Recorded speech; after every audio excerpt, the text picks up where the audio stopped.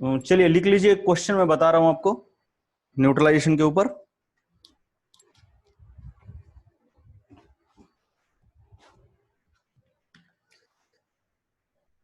क्या फॉर्मूला था हमारा? देखो, चलो लिख लो। 80 gram of 80 gram of an acid 80 gram of an acid was completely neutralized by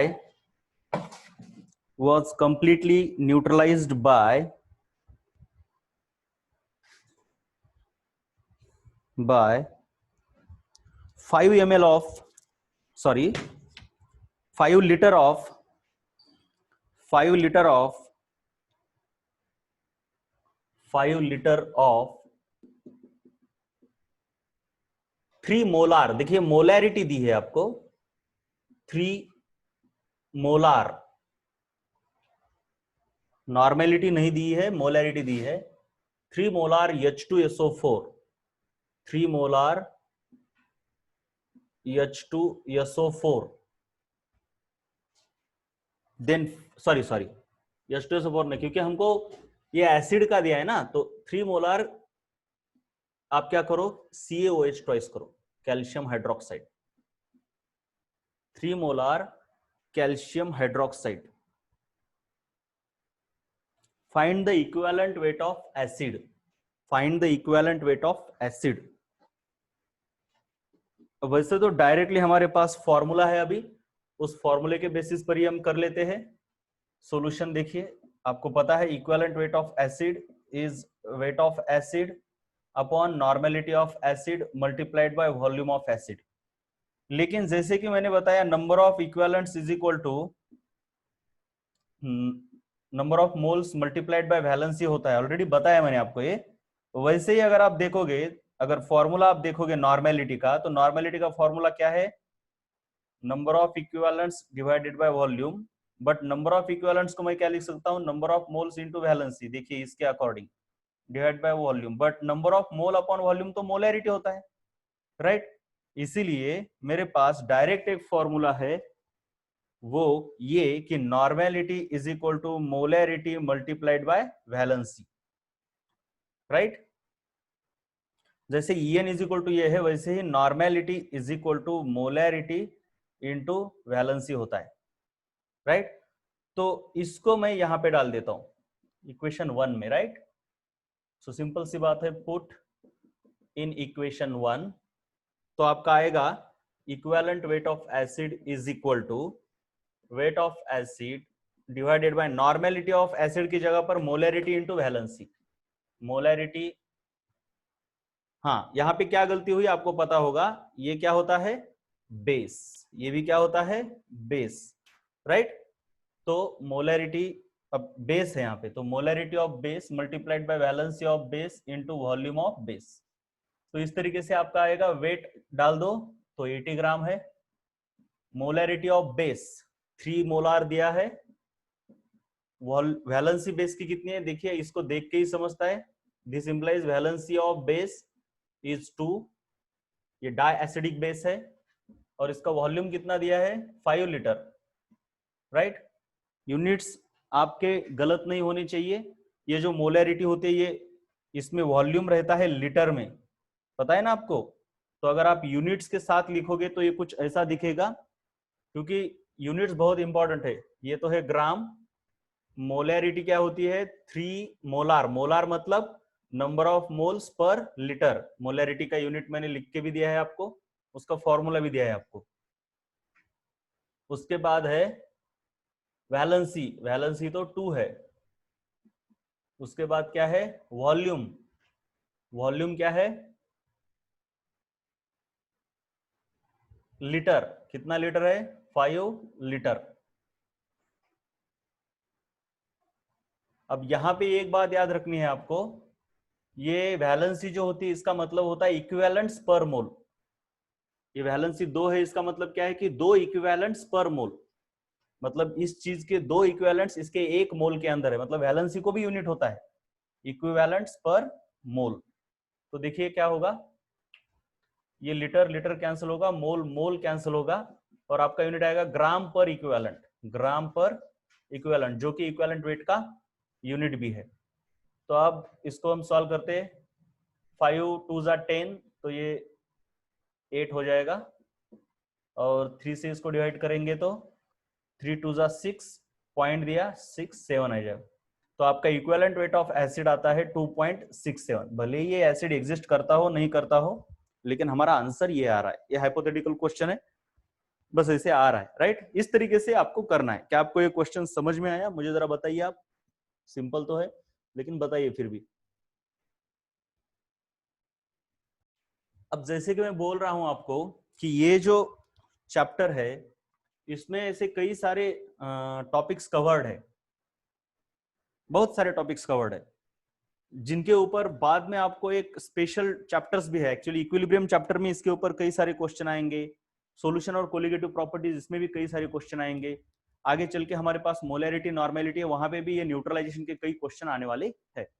तो तब हम डिटेल में करेंगे। अभी तो बस एक मैंने ले लिया क्वेश्चन कि आपको पता हो कि ये क्या बोल रहा है एक्चुअली क्वेश्चन।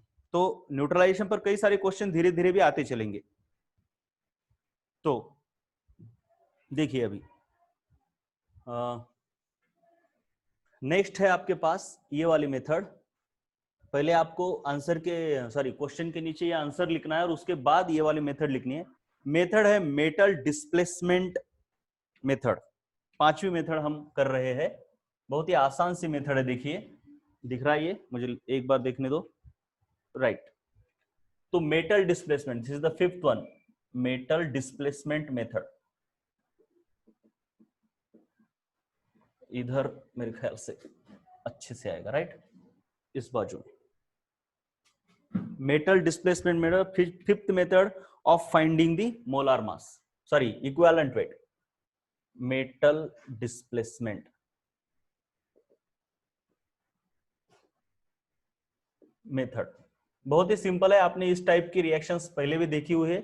ए B plus C gives B C, या फिर ए सी, कुछ भी हो सकता है। डिस्प्लेसमेंट बस होना चाहिए ए सी प्लस बी। तो आपने देखा कि सी ने इस बी को डिस्प्लेस किया, so this is displacing method. So या फिर हम बोल सकते हैं कि अभी देखिए हमको निकालना है इस ए का इक्विवेलेंट वेट, या फिर आपको देखिए ये भी बोल सकते हैं कि इस बी का सी का क्या है इक्विवेलेंट वेट। किसी का भी इक्विवेलेंट हो, एक का वेट आपको पता होता है और दूसरे का आपको निकालना होता है, राइट। मान लीजिए कि ये जो है सी, इसका आपको इक्विवेलेंट वेट निकालना है, तो इसे बोलते हैं एडेड। आपने क्या किया, एक सॉल्यूशन लिया ए बी का, जैसे कि कॉपर सल्फेट का लिया, और उसके अंदर आपने ऊपर से क्या डाला, जिंक डाला, राइट।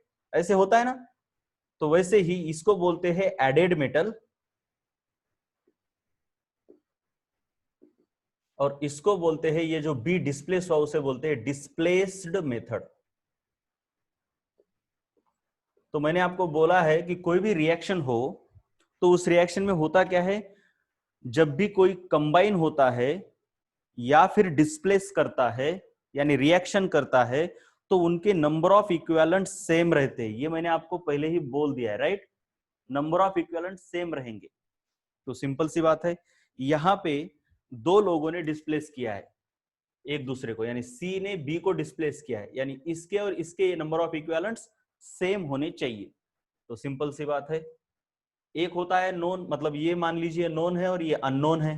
तो सिंपल सी बात है, number of equivalents of B is equal to number of equivalents of C. तो क्या है, इसको मैं उल्टा भी लिख सकता हूं, या फिर mass upon equivalent weight of B is equal to mass upon equivalent weight of C. तो इसका अगर इक्विवेलेंट वेट निकालना है तो आपको ये और ये क्वेश्चन में दिया होगा, और उसके बाद आपको निकालना होगा। सिंपल सी बात होती है। चलिए इस पूरे को आप बोर्ड के ऊपर जो भी है वो पूरा लिख लीजिए।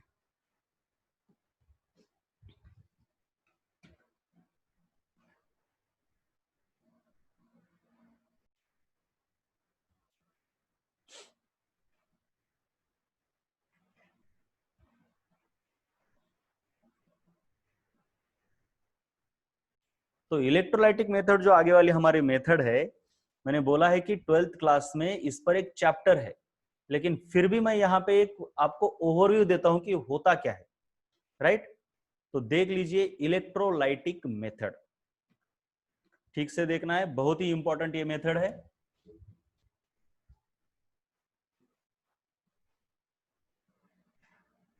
बेसिकली इलेक्ट्रोलाइसिस आपको 9th 10th क्लास में कभी कभी हुआ भी है, that is electrolysis of water, जहां पे हाइड्रोजन और ऑक्सीजन फॉर्म होते हैं।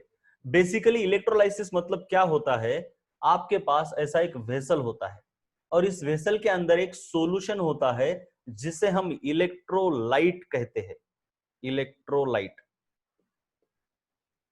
मैं फिर से बता रहा हूं, ये मेथड आपको बहुत ही डिटेल में इलेक्ट्रोकेमिस्ट्री में है, अभी इसका उतना टेंशन लेने की जरूरत नहीं है, फिर भी मैं आपको एक टच करके दे रहा हूं, ये इस मेथड का ओवरव्यू दे रहा हूं। ये एक इलेक्ट्रोलाइट होता है जो एक सॉल्यूशन है, मतलब पानी के अंदर कोई तो भी साल्ट डाला है, ए बी, कोई भी salt A B, A B मतलब उसमें ए प्लस होगा और बी माइनस होगा, कैटायन एनायन, और इसके अंदर ऐसे दो रॉड्स डिप किए जाते हैं जिनको इलेक्ट्रोड्स कहा जाता है, और इन दो रॉड्स को एक बैटरी अटैच की हुई होती है कुछ इस तरीके से, ये बैटरी होती है। बैटरी का पॉजिटिव टर्मिनल यानी ये प्लस चार्ज है, जो कि माइनस चार्ज, जैसे ही ये स्विच ऑन कर देते हैं सर्किट ऑन होता है, और इस प्लस रॉड के ऊपर माइनस, मतलब ये है कैटायन, ये है एनायन, तो ये एनायन इधर खींचा चला आता है, प्लस और माइनस का क्या हो जाता है, यहां पे कॉम्बिनेशन हो जाता है। ये इलेक्ट्रोलाइटिक मेथड आपको प्यूरिफिकेशन ऑफ एल्यूमिनियम में 10th क्लास में भी थी आपको, राइट, एल्यूमिना का प्यूरिफिकेशन करना था, राइट। तो एनायन जिसकी तरफ आते हैं उस रॉड को बोलते हैं एनोड, मेरी बात समझ रहे हैं आप, एनायन जिधर गए उसको बोलते हैं एनोड, और कैटायन इधर आएंगे इस माइनस के ऊपर, तो इसे बोलेंगे कैथोड। कैटायन कैथोड की तरफ, एनायन एनोड की तरफ चले गए। अब एनायन यहां पे जाके उसके ऊपर एक इलेक्ट्रॉन है उसको लूज करता है। अब पता नहीं हमको इसके ऊपर कितना चार्ज है, मैंने तो एक ही माइनस लगा दिया, लेकिन अलग अलग कंपाउंड है उसके, किसी के ऊपर एक माइनस होता है, किसी के ऊपर दो माइनस होता है, किसी के ऊपर तीन भी माइनस हो सकते हैं। तो मैं क्या करता हूं, यहाँ पे एक चीज का यहाँ पे ये कर देता हूं, यन, ओके, यम लिखता हूं मैं, इसकी वैलेंसी मान लो कि यम है, इसके ऊपर यम माइनस है और इसके ऊपर यम प्लस है। ऐसा कोई नहीं रहता कि इसके ऊपर यम माइनस है तो इसके ऊपर भी यम प्लस होगा, कुछ भी हो सकता है, लेकिन सिंपल केस करने के लिए मैं थोड़ा यहाँ पे यम ले रहा हूं, तो आप समझ लो कि यहाँ पर यम प्लस है और इसके ऊपर यम माइनस है। क्या यहां तक कोई कंफ्यूजन है आपको, मैंने जो भी बोला आपको, क्या इसमें कुछ कंफ्यूजन है आपको, इज देयर एनी कंफ्यूजन, बोलो एक बार। कल क्लास नहीं है तो मुझे तो आपका रिस्पॉन्स भी नहीं आ रहा ना, तो इसलिए पूछना पड़ेगा। तो अब इलेक्ट्रोलाइट पता हो गया, अब होता क्या है, ये एनोड की तरफ जाएगा, तो एनोड के ऊपर ऐसी रिएक्शन होती है, ये यम, ये बी यम माइनस जाएगा और उसके इलेक्ट्रॉन इस एनोड को दे देगा, यानी वो उसके एटम में कन्वर्ट हो जाएगा, ion is converting into atom and um electrons are released. ये इलेक्ट्रॉन यहां से इधर जाएंगे और फिर इधर आएंगे कैथोड की तरफ। सो एट कैथोड क्या होता है, कैथोड के ऊपर ये यम प्लस चला गया, यानी 2 प्लस 3 प्लस कुछ भी हो सकता है, और उसने यम इलेक्ट्रॉन ले लिए, एक्सेप्ट किए, इसने डोनेट किए, इसने एक्सेप्ट किए, और ये भी खुद के एटम में कन्वर्ट हो गया। ये एनायन था, इसने दे दिए। देखिए बॉन्ड फॉर्म होते होते क्या होता है, इसने इसको इलेक्ट्रॉन दिए थे, अब इलेक्ट्रोलाइसिस में क्या होता है, इसने इसको दे दिए, कैसे दिए, इसने इधर दिए और फिर यहां से इसने लिए, मतलब बॉन्ड फॉर्मेशन में जो होता है उसके उल्टा हो रहा है। मतलब ये Na प्लस और Cl माइनस अगर है तो आपको पता है बॉन्ड फॉर्म होते होते क्या होता है, Na खुद के इलेक्ट्रॉन Cl को देता है, इसलिए इसके ऊपर प्लस आया और इसके ऊपर माइनस, लेकिन इलेक्ट्रोलाइसिस में इसका उल्टा होता है, इसने जो इलेक्ट्रॉन लिए थे इसको वापस दे दिए। So electrolysis is opposite of bond formation. Right. तो इसने इलेक्ट्रॉन डोनेट किए, आपको ये पता है कि इसको ऑक्सीडेशन कहा जाता है, इलेक्ट्रॉन को रिमूव करना, और इलेक्ट्रॉन को एक्सेप्ट करने को रिडक्शन कहा जाता है। ये आपने 10th क्लास में पढ़ा हुआ है ऑक्सीडेशन और रिडक्शन में। वैसे भी इसकी उतनी जरूरत नहीं है ऑक्सीडेशन रिडक्शन के अभी, जिसके बारे में हम रेडॉक्स रिएक्शन में बहुत डिटेल में पढ़ने ही वाले हैं। अब आगे चलते हैं हम, एनोड पे जो भी हुआ, कैथोड पे जो भी हुआ, किसी एक को एनालाइज करेंगे हम कैथोड के ऊपर जो हुआ है उसको एनालाइज करते हैं बेटे। तो कैथोड के ऊपर जो हो रहा है उसको एनालाइज कैसे करते हैं, देखिए। अब आपको ये तो पता चल रहा है कि ये इलेक्ट्रॉन की ये मोल, देखिए आपको ना यम की जगह पर ना ये ज्यादा आसान जाएगा, ऐसे भी हो सकता है। 2 इलेक्ट्रॉन इसके एक आयन ने लिए, ऐसा भी बोल सकते हो, या फिर 2 मोल इलेक्ट्रॉन इसके 1 मोल आयन ने लिए, ऐसा भी बोल सकते हो। लेकिन मैंने बोला कि केमिस्ट्री में यूजुअली बात होती है आयंस के मोल के फॉर्म में, तो हम यहां पे ये बोलेंगे कि 2 moles of electron are accepted by 1 mole of A. और जब ये इलेक्ट्रॉन एक्सेप्ट करता है तो यहां पे जाके डिपॉजिट होता है, मतलब ion is converting into element. तो यहां पे क्या होता है, ये जो ये है इसकी एक लेयर बन जाती है इसके ऊपर या फिर इसके नीचे भी बन सकती है। इसको बोलते हैं कि ये एलिमेंट यहां पे जाके डिपॉजिट हो रहा है, डिपॉजिट हो रहा है, या फिर बी यहां पे जाके डिपॉजिट होता है। अगर बी गैस है तो उड़ जाएगा, उसे लिबरेट होना कहते हैं, इवॉल्व होना। तो गैस है तो लिबरेट होता है, एलिमेंट अगर सॉलिड स्टेट में है तो वो डिपॉजिट होता है, एक तो यहां पे डिपॉजिट होगा या फिर नीचे, कुछ भी हो जाए। मुझे यहां पे लिखना क्या है कि यम मोल्स ऑफ इलेक्ट्रॉन, यहां पे देखो 2 moles of electron deposit 1 mole of A, 2 moles of electron deposit 1 mole of A, या फिर इसके फॉर्म में क्या बोल सकता हूं, यम moles of electron deposit 1 mole of A. यम mole electron deposit 1 mole A. तो उल्टा अगर मुझे 1 mole electron will deposit let us say n moles of A, इसको n ये कहेंगे, इसको x भी कह सकते हैं हम, आपको पता है ना, 4 के 5 बुक्स तो 20 रुपए के x बुक्स, ऐसा आप क्रॉस मल्टीप्लिकेशन करते हो ना, तो वैसे ही लिखा है। m मोल से अगर 1 मोल A डिपॉजिट होता है तो 1 मोल इलेक्ट्रॉन से लेट अस से x मोल डिपॉजिट होते हैं। x की जगह पर मैंने n ये ऐसा लिखा है क्योंकि आगे चल के इसका हमको इंपॉर्टेंस है, इसलिए मैंने ये नहीं लिखा, यक्स नहीं लिखा, जो कि आप यूजुअली चेन रूल में यक्स लिखते हो। तो यहां पे मैं लिख सकता हूं N A is equal to, आपको पता ही है एन ए और इसका क्रॉस मल्टीप्लीकेशन होता है और इसका क्रॉस मल्टीप्लीकेशन होता है। तो सिंपल सी बात है, number of moles of A deposited by 1 mole of electron is equal to 1 upon यम। अब ठीक से, बहुत ही इंपॉर्टेंट है, बहुत ही इंपॉर्टेंट है। तो number of moles of A deposited by 1 mole of electron is equal to 1 by m। But हमको ये भी पता है, ये देखिए Na का मतलब पता है ना कि 1 mole of electron deposit Na moles of electron, ठीक से देखिए। बट हमको ये पता है क्या, क्या पता है कि नंबर ऑफ इक्विवेलेंट्स का फॉर्मूला क्या है, number of moles multiplied by valency. Number of equivalent का फॉर्मूला है number of moles multiplied by valency. तो इलेक्ट्रॉन के अगर 1 मोल, इलेक्ट्रॉन कैसे बह रहे हैं, इधर से इधर बह रहे हैं ना, इलेक्ट्रॉन इधर से इधर अगर 1 मोल आ जाते हैं तो ये के Na मोल्स डिपॉजिट हो रहे। अब ये के मोल इतने डिपॉजिट हो रहे तो नंबर ऑफ इक्विवेलेंट्स कितने डिपॉजिट हो रहे वो निकालना है आपको। सो सिंपल सी बात है, number of equivalents of A deposited is equal to number of moles of A multiplied by valency of A. लेकिन number of moles of A कितने डिपॉजिट हुए हैं 1/m। तो ये बट आगे लिखने की जरूरत ही नहीं है, मैं यहीं पे लिख देता हूं, मल्टीप्लाइड बाय वैलेंसी। ये की वैलेंसी कितनी है मुझे बताइए आप जरा, कमेंट बॉक्स में बताइए। Come on, what is the valency of A, आपके ख्याल से कितनी वैलेंसी होनी चाहिए ए की, please tell me. No, no, no, no. Don't look at this. Yes, you are absolutely correct, but we are taking this one. According to this reaction, what should be the valency of A? अब बताओ, right?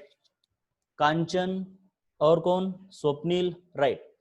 आपको ये तो समझ में गया होगा कि जो चार्ज होता है वही वैलेंसी होती है। तो सिंपल सी बात है कि इसके ऊपर वैलेंसी है यम। तो यम और यम कैंसिल हो गया, तो आपका आ जाएगा number of equivalents of A is equal to 1।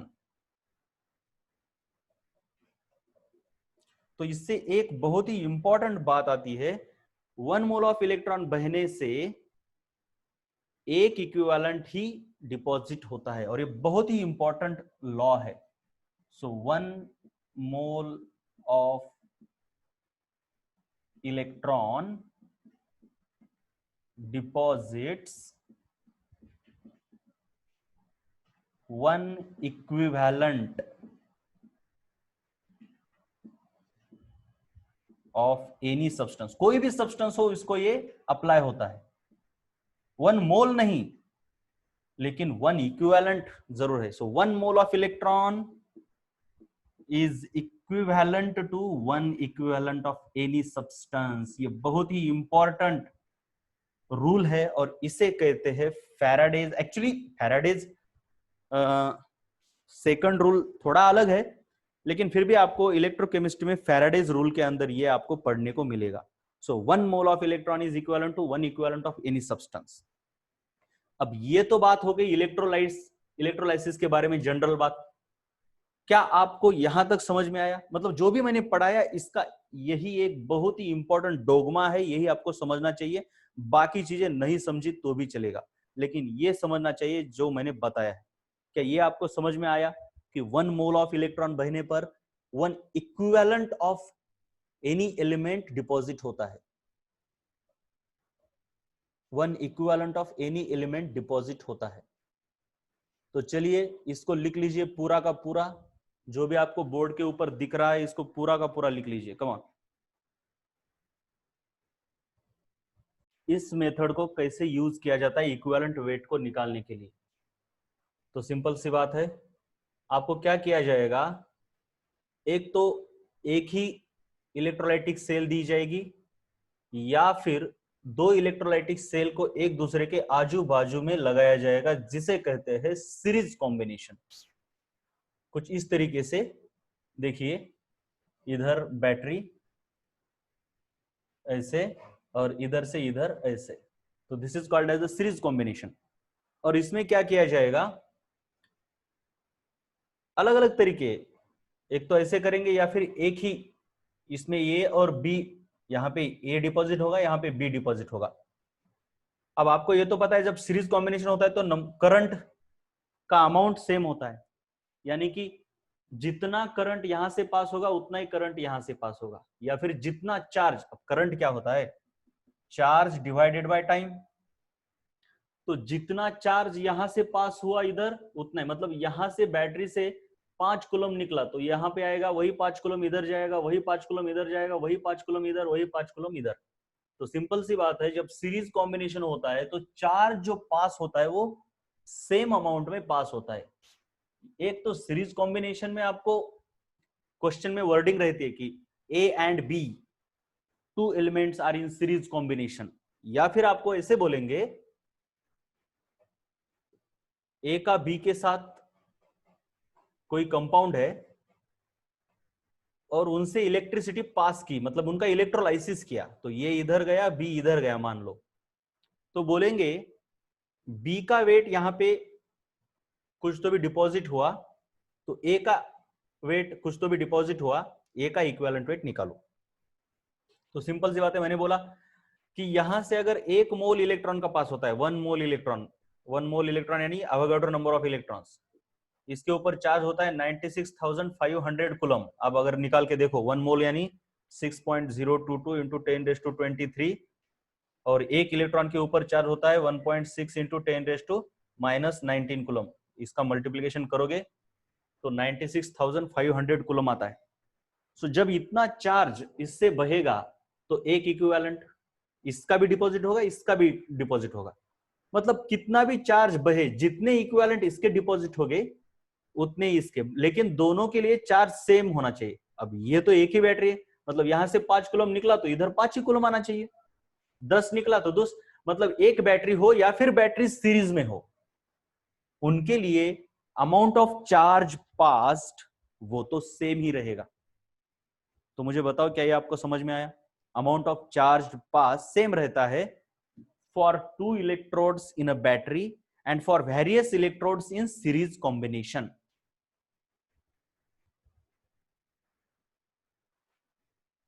For electrodes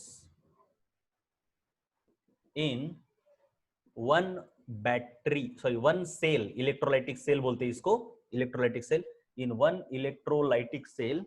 समझ रहा है क्या ये? राइट, हाँ, वन इलेक्ट्रोलाइटिक सेल और इन सीरीज, यानी इलेक्ट्रोड्स एक ही इलेक्ट्रोलाइटिक सेल में हो या फिर सीरीज में हो, then amount of charged passed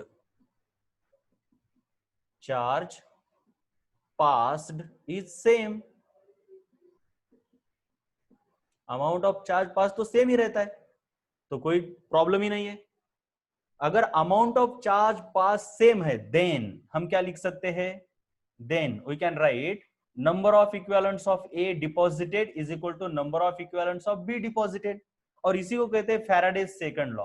Faraday's first law क्या है उसकी हमें अभी जरूरत नहीं है, फैराडेज सेकंड लॉ होता है ये, लेकिन फिर भी मैं यहां पे नहीं लिखूंगा, कोई जरूरत ही नहीं है। चार्ज अगर सेम पास हो रहा है तो इसके जितने इक्विवेलेंट उतने ही इसके इक्विवेलेंट डिपॉजिट हो जाएंगे, यानी mass upon equivalent weight of A is equal to mass upon equivalent weight of B. या फिर इसको आप घुमा के ऐसे भी लिख सकते हो, क्या जरूरत ही नहीं है, बस इससे ही निकालो जो भी आपको क्वेश्चन करना है। किसी बुक में आपको ये भी दिया होगा इस तरीके से, मतलब इसको इधर लाएंगे, इसको इधर लाएंगे और ऐसा लिखेंगे mass of A upon mass of B is equal to equivalent weight of A upon equivalent weight of B. क्या इसी को घुमा के ऐसा लिख सकते हैं ना, कोई जरूरत नहीं है। तो यही है इलेक्ट्रोलाइटिक मेथड, जिसमें आपको ए के बारे में पता होता है, बी के बारे में निकालना होता है। तो मान लो आप क्या करो, इतनी जगह छोड़ दो पेज के ऊपर, इतनी इतनी, और क्या करो, एक क्वेश्चन लिखो, मैं बता रहा हूं वो क्वेश्चन लिखो।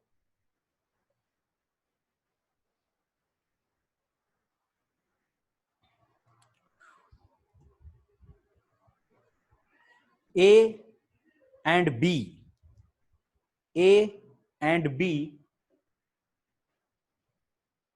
two elements were electrolyzed, two elements were electrolyzed, इतनी जगह छोड़ के लिखना है। A and B, two elements, ये दो एलिमेंट्स है, were electrolyzed in two electrolytic cells।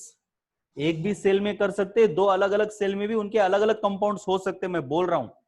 जैसे कि इस सेल में AC हो सकता है और इस सेल में BD हो सकता है, कोई फर्क नहीं पड़ता, कोई फर्क नहीं पड़ता। या फिर ये इन दोनों का एक ही कंपाउंड AB में भी एक ही सेल में हो सकता है। यहां पे मैं दो सेल सीरीज में बता रहा हूं आपको। Where electrolysed in two different electrolytic sales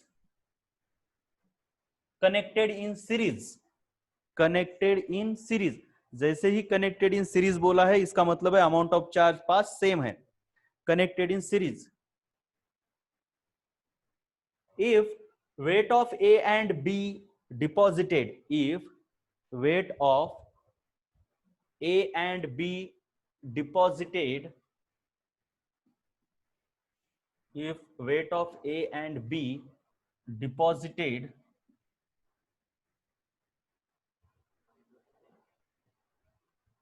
is 20 gram and 30 gram respectively.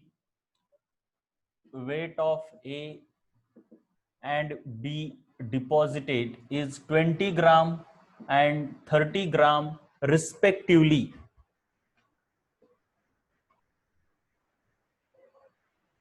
and 30 gram respectively. Then find the equivalent weight of B. Then find the equivalent weight of B if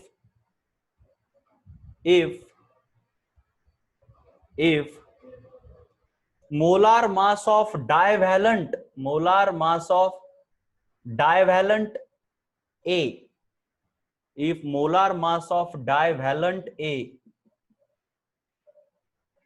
is 60 gram, if molar mass of divalent A is 60 gram, actually 60 ग्राम पर मोल रहता है वो, molar mass of divalent A is 60 ग्राम। अब यहां पे देखिए molar mass of divalent A is 60 ग्राम। अब यहां पे देखिए मैंने ना डाइवैलेंट बोला है, डाइवैलेंट मतलब जिसकी वैलेंसी 2 है। सिंपल सी बात है, हमको पता है, क्या पता है कि mass of A upon equivalent weight of A is equal to mass of B upon equivalent weight of B. अब इसको थोड़ा उल्टा पुल्टा तुल्टा करके लिखेंगे, हमको निकालना क्या है, इक्विवेलेंट वेट ऑफ बी।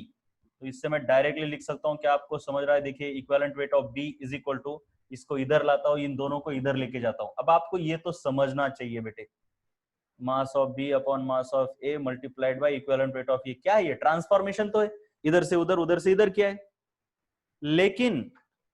लेकिन अब मुझे यहां पे मास ऑफ बी दिया है, मास ऑफ ए भी दिया है, लेकिन इक्विवेलेंट वेट ऑफ ए नहीं दिया।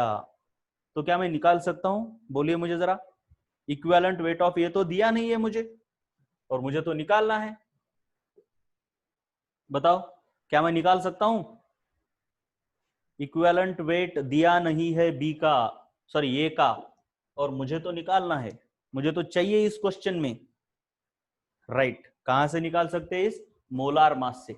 Equivalent weight is equal to molar mass upon valency होती है। तो मैं यहां पे लिख देता हूं mass of B upon mass of A multiplied by molar mass of A upon valency of A, molar mass of A upon valency of A, क्योंकि यही तो इक्विवेलेंट वेट का फॉर्मूला है। तो इसकी जगह पर मैंने क्या डाला? ये डाला। तो मास ऑफ बी दिया है आपको 20 gram, weight of B 30 multiplied by molar mass of A कितना दिया है?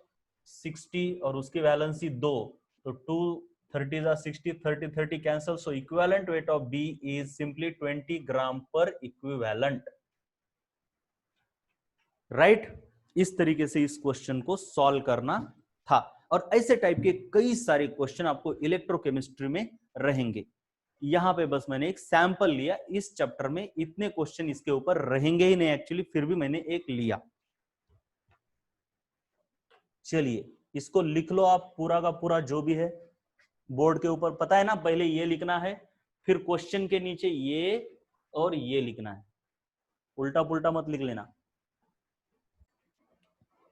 ओके, फिर अगली वाले लेक्चर कल होगा।